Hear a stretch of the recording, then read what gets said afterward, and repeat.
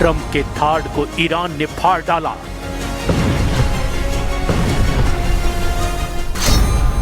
Trump के radar को खौफनाक मौत।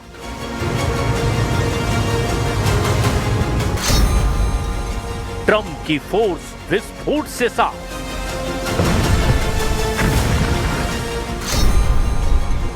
युद्धपोत का ईरान ने लिया भयानक बदला।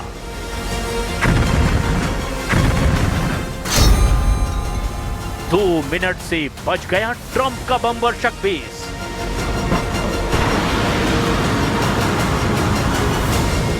ईरान ने अराश 2 ड्रोन के धमाकों से 12वें दुश्मन देश को दहला दिया है। अराश 2 का ये तहलका अजरबैजान में दिखाई दिया। ईरान ने मिसाइलों की बौछार से कतर के बरकतर डाले। ईरान ने कतर में अमेरिका को सबसे बड़ा नुकसान पहुंचाया है।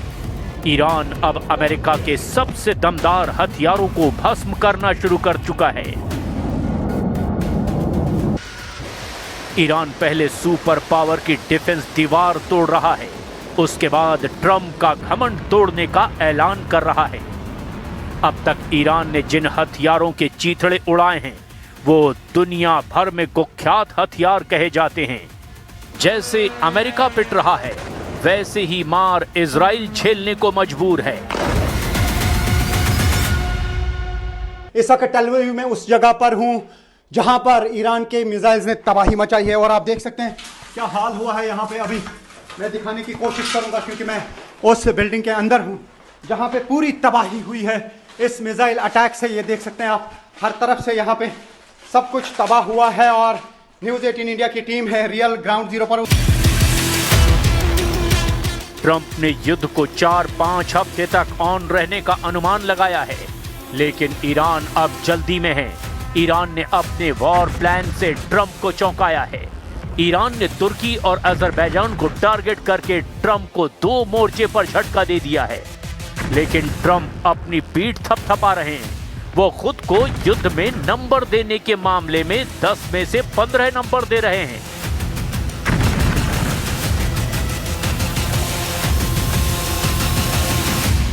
We're doing very well on the war front, to put it mildly, I would say. Somebody said, on a scale of 10, where would you rate it? I said about a 15.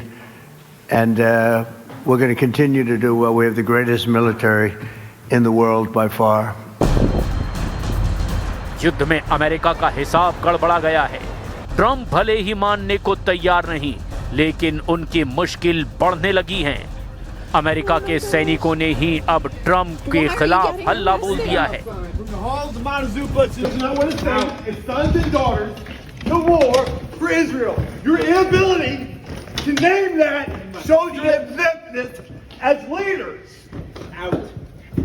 This is wrong, and nobody wants to fight for Israel. Pentagon की tension बढ़ी हुई है।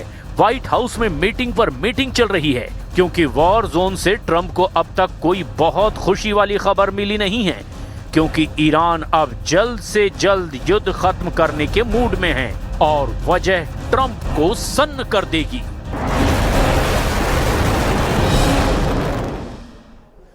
Iran के भयानक हमलों से घबरा करके अब अमेरिका ने खाड़ी से गुजरने वाले तेल टैंकरों की निगरानी में नेवी युद्धपोत लगा दी है और ईरान की मल्टी लेयर वॉर मशीन ने तुर्की के बाद अजरबैजान को भी दहला कर रख दिया है। अमेरिका इजराइल के बैकफुट पर जाने के बाद अब फ्रांस युद्ध में कूद गया है और फ्रांस ने अपना एयर स्पेस अमेरिकी जंगी जेटों के लिए खोल दिया है। उधर ब्रिटेन ने भी कतर को टाइफून जेट भेजने का ऐलान कर दिया है।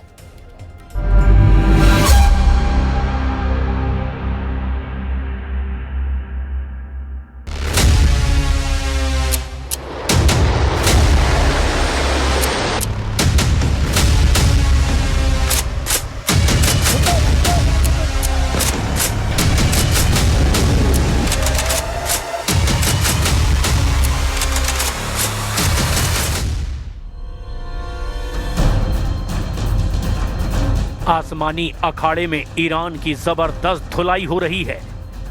ईरान के जंगी जेट ढेर हो रहे हैं। ट्रंप के F-35 ने ईरान के याक 130 फाइटर जेट को देखिए कैसे एक ही वार में जलता ताबूत बना दिया। टारगेट की तरफ तेजी से उड़ान भर रहे ईरान के जेट को पता भी नहीं लगा कि मौत उसके पीछे पड़ी है।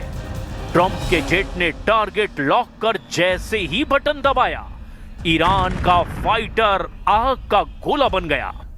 पहाड़ी इलाके में क्रैश होने के बाद जेट का पुर्जा बिखर गया। अब ईरान के सनंदाज चलिए शहर का हाल देखिए। यहां अमेरिका इजराइल ने संयुक्त हमला किया, नॉन स्टॉप बमबारी जारी है। दिन हो या रात धमाके रुक नहीं रहे।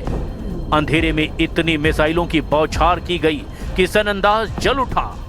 विस्फोट इतने भयानक हो रहे हैं कि आग की लपटें आसमान छू रही है।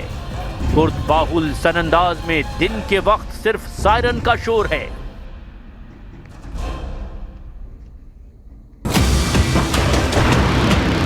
अमेरिका के यूएसएस ब्रैनब्रिज वॉरशिप से अंधाधुंध मिसाइलों की बौछार हो रही है। यूएस मिलिट्री ने ईरान में 1000 से ज्यादा टारगेट पर हमला किया है। प्रेसिडेंट ट्रंप अब तक के नतीजों से बेहद खुश हैं। ट्रंप ने अनुमान लगा रखा है कि ईरान ज्यादा दिन युद्ध में टिक नहीं पाएगा, क्योंकि अमेरिका का फोकस ईरान को निहत्था करके तबाह कर डालने का है। You see it as well as I do. You see the tremendous progress that's being made. Their missiles are being wiped out rapidly. Their launchers are being wiped out. They're attacking their neighbors. They're attacking their, in some cases, allies, or not so long ago allies. Trump को शायद अंदाजा नहीं कि war report उनके दावों से अलग है। मीडिया रिपोर्ट ट्रंप की टीम में सिर्फ फुटअव्वल बता रही है। ईरान की जमीन पर अमेरिकी सेना भेजने पर अब अमेरिका में मतभेद बढ़ने लगे हैं। अमेरिका के रक्षा मंत्री हेग्सेथ और विदेश मंत्री मार्को रूबियो के बीच में तीखी तकरार की खबर है। मिडल ईस्ट से आई खबर के मुताबिक रक्षा मंत्री हेग्सेथ चाहते हैं कि ईरान में मिलिट्री की तैनाती जल्द की जाए।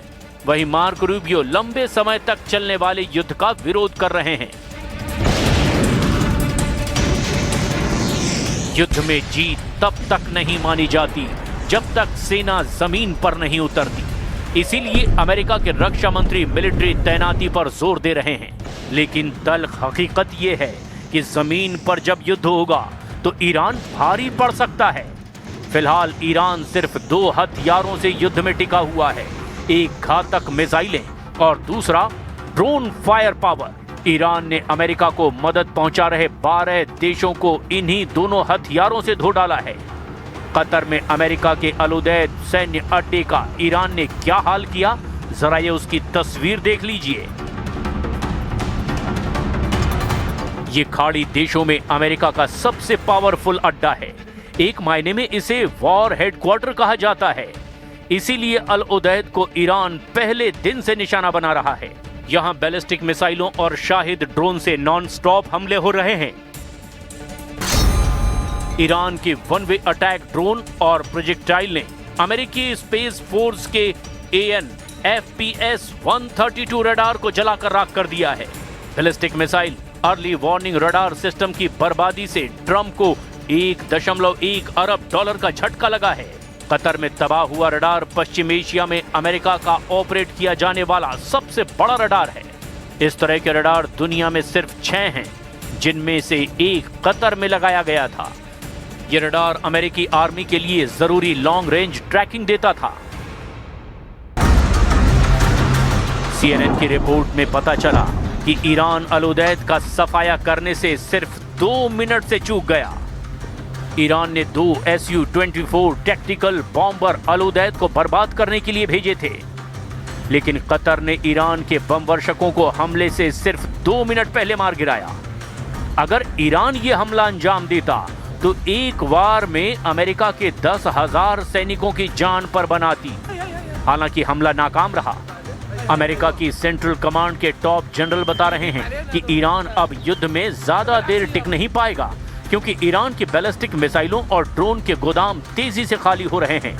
ईरान अपने हथियारों को जुनूनी अंदाज में झोंक रहा है। जिसके चलते उसका रॉकेट भंडार खत्म होने के करीब है। सेंटरकॉम के आकलन के मुताबिक ईरान में मिसाइल लॉन्च 86% कम हुए हैं। ईरान के ड्रोन लॉन्च में 76% कमी आई है। अमेरिकी सेना ने दावा किया कि ईरान के 20 से ज्यादा जहाजों को डुबो दिया गया। तेहरान से इस्फहान तक ताबड़तोड़ बरसते बमों को ईरान झेलता जा रहा है। हर हमले का ईरान जोरदार पलटवार करके जवाब भी दे रहा है। अमेरिका जितना ईरान को मार रहा है, उतनी ही ताकत से ईरान ट्रंप को मदद पहुंचा रहे देशों को पीट रहा है। ईरान जंग का दायरा 12वें देश पर हमला करके बढ़ा चुका है। ईरान ने अजरबैजान पर ड्रोन हमले शुरू कर दिए हैं। रिपोर्ट के मुताबिक ईरान ने अजरबैजान में नक्चीवन एयरपोर्ट को दहला दिया है। नक्चीवन इंटरनेशनल एयरपोर्ट की टर्मिनल बिल्डिंग में ड्रोन धमाकों की तस्वीर भी सामने आई है और ये बेहद खौफनाक है। ईरान ने अजरबैजान में दूसरा बड़ा ड्रोन हमला शेखराबाद में किया है। अजरबैजान, साइप्रस और तुर्की जैसे नेटो मेंबर अब हमलों के बाद युद्ध में नेटो फोर्स की एंट्री तय मानी जा रही है। लेकिन नेटो चीफ मार्क रूटे ने ट्रंप का मूड खराब करने वाला ऐलान कर दिया है। नेटो चीफ ने कहा है कि ईरान पर नेटो के आर्टिकल 5 लागू करने की नौबत अब तक नहीं आई है। Article 5, I think, is not in order here. Nobody's talking about Article 5. And the most important thing is that our adversaries have seen yesterday that NATO is so strong and so vigilant, and even more vigilant, if possible, since Saturday because of the situation, of course, in the Middle East. So they see and know and sense that our military are on this. Iran ने Saudi अरब हो या फिर Israel, Qatar हो या फिर Bahrain, Oman हो या फिर यूएई, सबको बराबर की डोज दी है। सबसे ज्यादा अगर कोई ईरान की मार से तड़प रहा है तो वो इजराइल है। वॉर जोन में मौजूद news 18 India reporter Rifat Abdullah Israel में फैले ईरान के टेरर को साक्षात देख रहे हैं। न्यूज 18 इंडिया की टीम है रियल ग्राउंड जीरो पर, उस बिल्डिंग के अंदर जहां पर गिरा है ईरान का मिसाइल।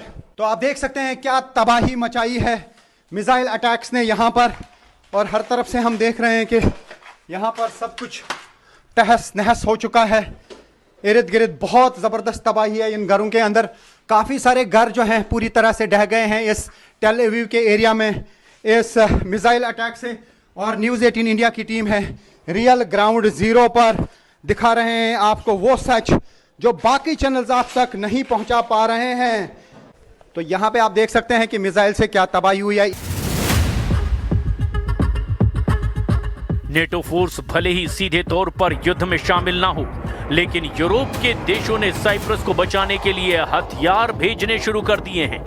स्पेन का युद्धपोत साइप्रस फ्रंट पर आ रहा है। यूरोपीय देशों की धमकियों के बाद पुतिन ने भी ईरान को खुलकर बैकअप देना शुरू कर दिया है। प्रेसिडेंट पुतिन ने कहा कि वो यूरोपीय देशों की लाइफलाइन काट डालेंगे। असल में यूरोपीय देश रूस से गैस खरीदना बंद करने जा रहे हैं। पुतिन ने इसे रूस के फायदे की बात कहा है। They will impose further restrictions up to a total ban. At the same time, other markets are opening up, and perhaps it would be more profitable for us to stop supplying the European market.